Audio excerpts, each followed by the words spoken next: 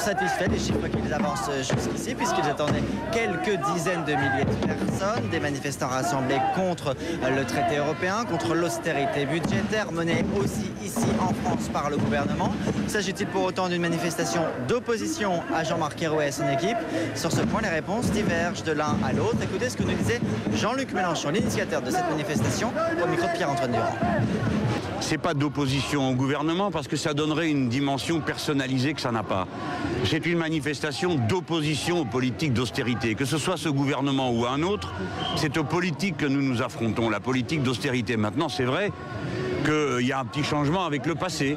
Voici une manifestation de gauche sous un gouvernement de gauche. C'est nouveau, non ? Sans hésiter, Olivier Besancenot ou Philippe Poutou du NPA nous disaient eux clairement qu'il s'agissait de s'opposer à une politique qui n'est pas vraiment à gauche. Certains slogans d'ailleurs ici sont clairement anti-Hollande. Au printemps, on les lit. À l'automne, ils nous trahissent. Les personnes se sont réunies à Paris cet après-midi. Elles répondaient à l'appel de Jean-Luc Mélenchon et d'une soixantaine d'organisations. Plus de monde que prévu, c'est la première. Refus des politiques d'austérité en Europe et du traité budgétaire européen qui devrait être ratifié bientôt par le Parlement français. Un message destiné aussi aux locataires de l'Élysée. Ils ne croyaient pas que cette capacité existait dans le pays d'une manifestation qui a un double caractère social et politique. Par conséquent, pour lui, le traité, c'était une formalité à expédier. Et maintenant, il va prendre conscience du fait que non. Partis de gauche, parti communiste, NPA, des militants écolos, des organisations syndicales et des associations. Voilà donc ceux qui composaient le cortège à Paris entre Nations et Place d'Italie. Ne pas faire de la France la Grèce, l'Espagne ou le Portugal, disaient-ils tous en chœur. Mais pointait aussi dans les discours la déception de l'après-Cimée, le désenchantement, c'est presque maintenant. Paris répondant à l'appel du Front de gauche de Jean-Luc Mélenchon, protestation contre le traité européen et plus généralement contre la politique d'austérité. Alors le gouvernement est-il entouré d'une double opposition à sa droite et à sa gauche? Décryptage avec Valérie Astruc. Jean-Luc Mélenchon sur tous les fronts. Aujourd'hui à Paris, il est la tête d'affiche de la manifestation contre le traité européen et contre l'austérité. Plusieurs dizaines de milliers de personnes venues pour tenter de faire plier François Hollande. Pour lui, le traité, c'était une formalité à expédier. Et maintenant, il va prendre conscience du fait que non, qu'en France, comme dans tout le reste de l'Europe, il y a une opposition structurée à ce traité et aux politiques d'austérité. Hier, le leader du Front de gauche protestait devant le salon de l'automobile contre les plans sociaux du secteur. Jeudi, il était à Toulouse aux côtés des salariés de Sanofi, eux aussi menacés d'être licenciés. Ces types-là, ils n'ont jamais rien fait de leur vie à part ça. Et vous pourriez produire des castagnettes ou des bignoux, ça serait pareil pour eux. Bref, depuis la rentrée, Jean-Luc Mélenchon est de retour. Sa cible principale, François Hollande et son gouvernement traités de pingouins manchots. Le pingouin manchot se réjouit, applaudit et se dandine. Les socialistes, ça qu'ils font, ils se réjouissent, ils se félicitent. À bientôt, mes amis.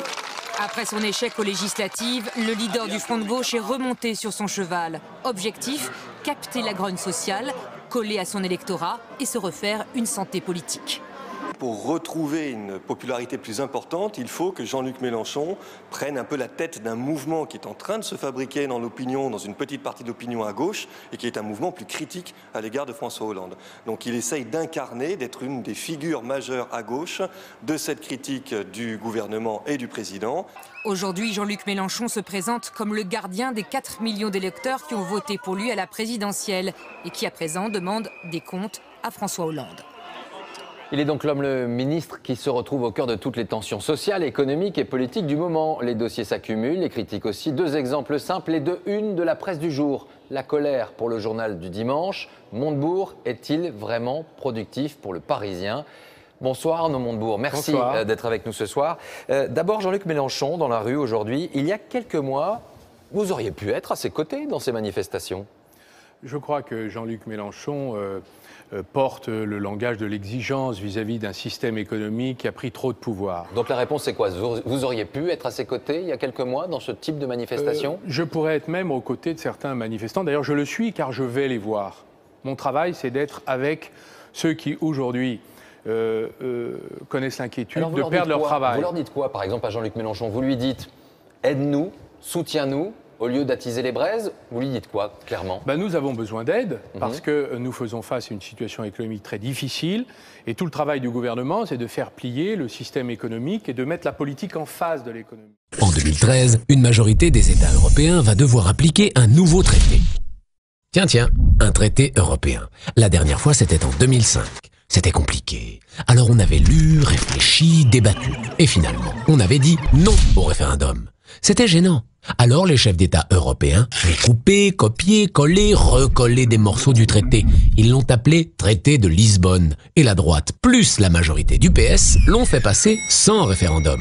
Cette fois-ci, ils ne veulent pas prendre de risque, pas de référendum. Ce nouveau traité, c'est le TSCG, ou plus simplement, le pacte budgétaire. Et le TSCG, c'est compliqué. Il y a d'abord la fameuse règle d'or. C'est l'obligation pour les pays d'arriver à l'équilibre budgétaire, c'est-à-dire ne pas dépenser plus qu'ils ne gagnent. Aujourd'hui, aucun État n'y arrive car pour investir, développer ses écoles, ses hôpitaux, ses musées, un pays a besoin d'emprunter, donc de s'endetter, comme vous, comme moi. Mais le nouveau traité dit « stop !» Enfin pour les dépenses publiques, car pour les dépenses exceptionnelles, comme remettre de l'argent dans les banques, on aura toujours le droit. Avant, le déficit ne devait pas dépasser 3% du PIB. Déjà, personne n'y arrivait. Maintenant, il ne devra plus dépasser 0,5% du PIB. Par exemple, en France, en 2010, ce déficit était de 5% du PIB, ce qui représente 96,5 milliards d'euros. Si on avait dû le ramener à 0,5%, cela aurait voulu dire une économie de 87 milliards d'euros. Pour réaliser cette économie, on aurait pu par exemple supprimer l'école publique, 61 milliards, plus la police, 25,5 milliards, enfin les vendre à des groupes privés. Difficile à imaginer, n'est-ce pas? Pour être sûr que cette règle d'or sera bien appliquée, les États doivent l'inscrire dans leur constitution. Donc, la France est une république indivisible, laïque, démocratique, sociale, et elle doit appliquer un budget strict. C'est beau, non? Et si les pays mettent trop de temps à l'inscrire dans la Constitution, alors la Cour de justice de l'Union européenne leur fera payer une amende. Mais comment veulent-ils que les États fassent autant d'économies aussi rapidement? Facile! On surveille et on punit. Désormais, le budget d'un État devra obéir à la Constitution modifiée. La Constitution, c'est la loi suprême. Elle s'impose à tout, même au budget. Et si on n'obéit pas, c'est la punition. La Commission européenne impose soit une amende, soit une caution qui ne sera rendue que sous certaines conditions. Dépenser plus pour réduire le déficit. Logique, non? La nouvelle Europe, c'est l'Europe austéritaire. Elle va asphyxier les États et les peuples en les obligeant à dépenser toujours moins et à taxer toujours plus. Dans cette nouvelle Europe, il sera impossible, voire illégal, d'investir sur le long terme. Pas d'investissement dans l'éducation pour les enfants, pas d'investissement dans les énergies renouvelables pour améliorer l'avenir de notre planète. Un futur qui fait rêver. Pourtant, d'autres solutions sont possibles. Par exemple, faire que la Banque centrale européenne prête l'argent directement aux États et non plus aux banques. Les taux d'intérêt seraient alors à 1% et les dettes des États deviendraient automatiquement moins lourdes à rembourser. L'investissement sur le long terme serait alors possible. Simple, non? On nous fait croire que l'austérité est la seule solution. Mais elle n'en est pas une. Vite, le compte à rebours a commencé. Les chefs d'État ont prévu qu'il soit appliqué dès le 1er janvier 2013 et ils n'ont pas prévu de nous consulter. Alors, face à un tel traité, exigeons un référendum.